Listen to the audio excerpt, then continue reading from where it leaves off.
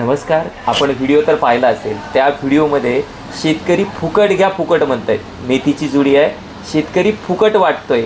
मला या गोष्टीचं खूप दुःख वाटतं आहे की शेतकरी रात्रंदिवस कष्ट करतोय आणि मी स्वतःच्या डोळ्यांनी पाहिलं आहे. शेतकऱ्याला त्या पिकाला पाणी देण्यासाठी आता थंडीचे दिवस आहेत. थंडीमध्ये सकाळी 6 वाजता 5:30 वाजता उठून त्या ठिकाणी त्या पिकाला पाणी द्यावं लागतं.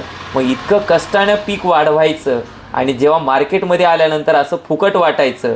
कधी तर आहेत या व्हिडिओ तरी फुकट वाटताना आपण पाहिलं आहे शेतकऱ्यांनी. तिचं किती मोठं मन आहे की स्वतःच्या पैशानं खर्च करून तो माल बाजारामध्ये आणला आहे आणि इथं आल्यानंतर या ठिकाणी फुकट वाटतो आहे. म्हणजे शेतकऱ्याला त्याच्या घरातून वाहतुकीचा खर्च करावा लागतो आहे.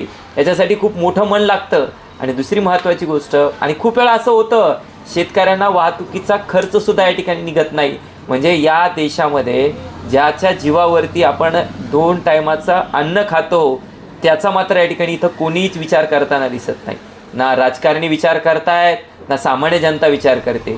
मला सांगा त्या शेतकऱ्याच्या मनाला काय वाटलं असेल हो. तो तर स्वतःहून फुकट द्यायला लागला आहे, परंतु त्याचं अंतःकरण काय म्हणत असेल की ज्या पिकाला मी स्वतःच्या लहान लेकरासारखं वाढवलं आणि ते पीक मात्र या ठिकाणी मला आज फुकट वाटावं लागते.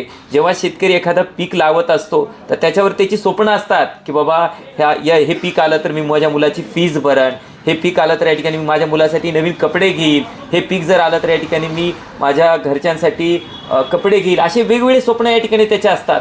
परंतु जेव्हा असं फुकट वाटायची वेळ येते त्यावेळेस मात्र या सगळ्या स्वप्नाचा या ठिकाणी चिखल झालेला असतो. आणि मला हा व्हिडिओ पाहिल्यानंतर मी लहानपणी असताना लाल चिखल नावाचा एक धडा होता, त्या लाल चिखल धड्याची या ठिकाणी आठवण झाली.